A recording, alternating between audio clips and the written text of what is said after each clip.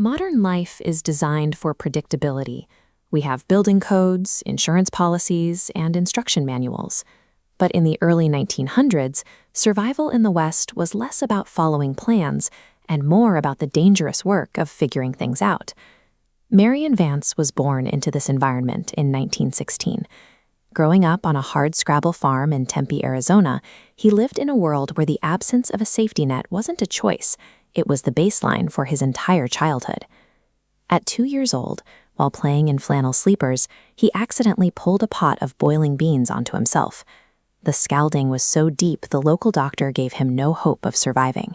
His grandmother, a midwife, sent his brother to the corral for fresh horse manure and greasewood leaves, mixing a folk poultice that saved his life but left him scarred from his neck to his waist.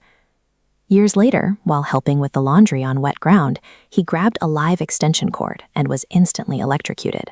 He recalled looking down at his own body from above before a neighbor managed to revive him. By the time he reached adulthood, Vance had already survived 2 events that should have been lethal. These weren't just accidents.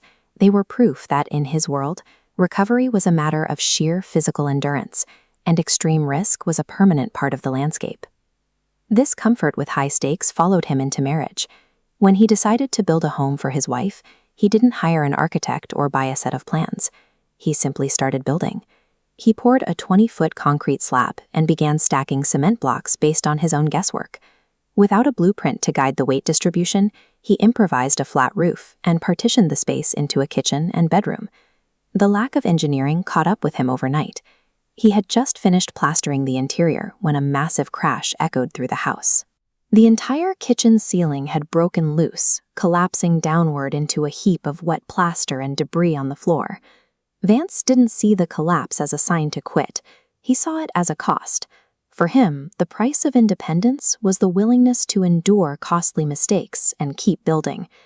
As Vance moved into commercial farming, his financial exposure grew exponentially, even though his formal training stayed at 0.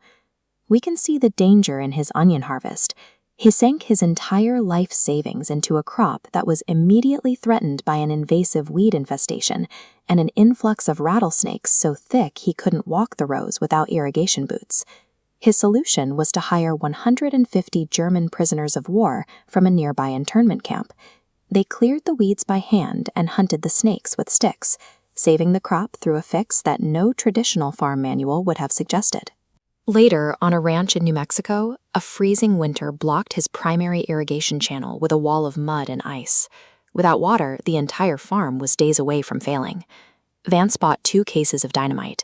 He had never used explosives, but he punched holes in the frozen swamp, wired the sticks together, and pushed the plunger.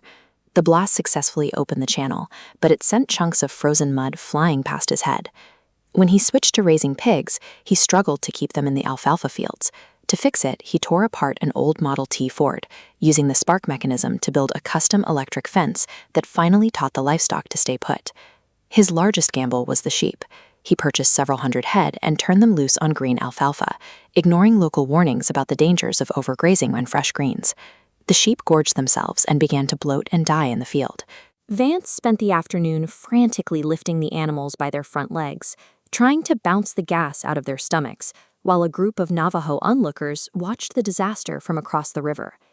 This pattern defined Vance's life. He would leap into a new venture with no preparation, encounter a near-fatal error, and then frantically work his way out of the wreckage. It was a life built entirely on learning through high-stakes collision. Eventually, the collisions became too much. The New Mexico ranch failed under the weight of mounting debt, a harsh climate, and the devastating loss of his infant daughter, Emily. The enterprise he had worked years to build finally broke apart. Vance was forced to return to Arizona in total financial ruin. By the time he reached the valley, he had a wife, children to feed, and exactly $7 left in his bank account. Modern culture often views a complete loss like this as an ending, but the pioneer perspective was different. To Vance, absolute failure wasn't a tragedy. It was just a very expensive piece of education. Resilience isn't about having a perfect plan to avoid disaster. It's the willingness to walk into the desert without one, and the trust that you can survive whatever happens next.